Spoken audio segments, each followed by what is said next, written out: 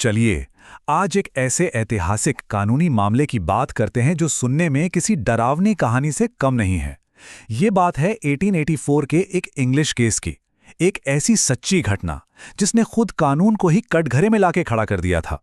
सोचिए, जिंदा रहने के लिए एक इंसान आखिर किस हद तक जा सकता है? ये वो सवाल है जो इस पूरी कहानी की जड़ में है।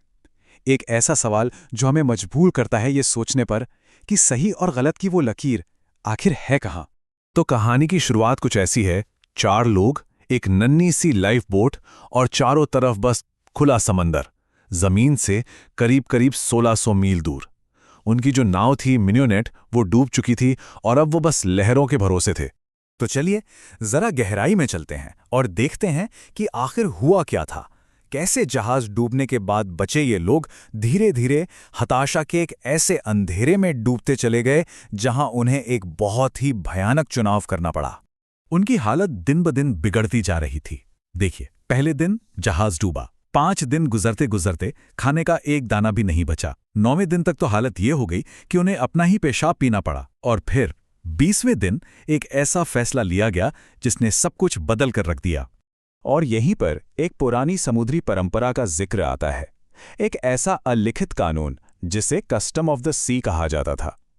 उन नाविकों को पूरा यकीन था कि यही परंपरा उनके किए गए काम को सही साबित करेगी। जब दूर दूर तक बचाव की कोई उम्मीद नहीं दिखी तो 2 सीनियर नाविकों ने एक फैसला लिया। उन्होंने सबसे कमजोर सदस्य 17 साल के केबिन बॉय रिचर्ड पार्कर को मारने और फिर उसे खाने का फैसला किया। सोचिए, ये जिंदा रहने की जंग और समाज के सबसे बड़े नियम के बीच एक सीधी टक्कर थी। तो सवाल ये है कि ये समुद्र की प्रथा आखिर थी क्या? देखिए, ये नाविकों के बीच का एक अनलिखा नियम था, एक तरह की समझ कि अगर हालात इतने बिगड़ जाएं, जान बचाने का कोई और रास्ता न बचे, तो पर्ची निकाली जा सकती है और किसी एक की कुर्बानी दी जा सकती है ताकि बाकी लोग बच सकें। और यही उनके बचाव का सबसे बड़ा तर्क था। तो चलिए अब कहानी का रुख मोड़ते हैं खुले समुद्र के उस खौफनाक मंजर से इंग्लैंड की एक अदालत की तरफ। रिचर्ड पार्कर की मौत के 4 दिन बाद बचे हुए लोगों को बचा लिया गया, लेकिन कहानी में एक अजीब मोड़ आया। उन्हें हीरो नहीं माना गया, बल्कि उन्हें गिरफ्तार कर लिया गया और उन पर लगा हत्या का इल्जाम। मतलब उनका बचना उनकी मुश्किलों का अंत नहीं था, बल्कि एक लंबी कानूनी लड़ाई की शुरुआत थी। अब बात करते हैं उस कानूनी दलील की जो इस केस के केंद्र में थी। वो दलील जिसका इस्तेमाल नाविकों के वकीलों ने उन्हें बचाने के लिए किया। इसे कहते हैं नेसेसिटी डिफेंस, यानी आवश्यकता का बचाव। और इसने कानून और नैतिकता पर होने वाली बहस को हमेशा के लिए बदल दिया। तो अदालत में 2 बिल्कुल अलग अलग तर्क आमने सामने थे। एक तरफ नाविकों का कहना था कि पार्कर को मारना जिंदा रहने के लिए जरूरी था और वो तो बस समुद्र की प्रथा का पालन कर रहे थे। वहीं दूसरी तरफ कोर्ट का तर्क एकदम साफ था, हत्या हत्या होती है, वजह चाहे कुछ भी हो। कानून ऐसी किसी प्रथा को नहीं मानता और किसी भी इंसान को ये चुनने का हक नहीं है कि कौन जिएगा और कौन मरेगा। तो ये नेसेसिटी डिफेंस या आवश्यकता का बचाव है क्या चीज?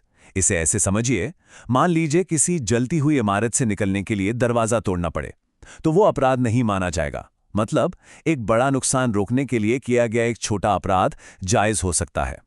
यहां पर यही तर्क दिया जा रहा था कि 3 जानें बचाने के लिए 1 जान लेना जरूरी था। और अब हम पहुंचते हैं इस मुकदमे के क्लाइमैक्स पर, वो पल जब अदालत ने एक ऐसा जबरदस्त और ऐतिहासिक फैसला सुनाया जिसने कानून की नैतिक सीमाओं को हमेशा के लिए तय कर दिया। उस वक्त के चीफ जस्टिस लॉर्ड कॉलरिज ने जो कहा वो गौर करने लायक है। उन्होंने कहा, अपनी जान बचाना आमतौर पर एक फर्ज है, लेकिन कई बार अपनी जान कुर्बान कर देना सबसे बड़ा और सबसे पाक फर्ज हो सकता है। मतलब अदालत का साफ मानना था कि कानून को एक ऊंचा नैतिक स्तर बनाए रखना चाहिए, चाहे किसी इंसान के लिए उसे निभाना कितना भी मुश्किल क्यों ना हो। तो आखिर में फैसला क्या हुआ और इस केस ने आने वाले वक्त के लिए कानून पर अपनी क्या छाप छोड़ी? चलिए देखते हैं। तो हुआ ये कि अदालत ने डडली और स्टीफन्स को हत्या का दोषी पाया। आवश्यकता के बचाव वाली दलील को किसी बेगुनाह की जान लेने के मामले में पूरी तरह से खारिज कर दिया गया। सजा तो उन्हें मौत की मिली थी जो उस वक्त अनिवार्य थी, लेकिन जनता की सहानुभूति उनके साथ थी, जिसे देखते हुए सजा को घटाकर सिर्फ 6 महीने की जेल कर दिया गया। पर इस फैसले ने आने वाली सदियों के लिए एक बहुत मजबूत कानूनी मिसाल कायम कर दी। इस केस ने एक लाइन बिल्कुल साफ खींच दी, वो ये कि कानून हालात चाहे कितने भी बुरे क्यों ना हो, किसी एक इंसान को अपनी जान बचाने के लिए दूसरे बेगुनाह इंसान की जान लेने की इजाजत नहीं देता। ये कानून के इतिहास में एक मील का पत्थर साबित हुआ। कानून ने तो अपनी लकीर खींच दी, एक सीमा तय कर दी, पर सवाल आज भी वही है कि अगर कोई उन जैसे हालातों में फंस जाए तो क्या वो इंसान उस लकीर को पार करने से खुद को रोक पाएगा? ये एक ऐसा सवाल है जो ये केस हमेशा के लिए हमारे जहन में छोड़ जाता है।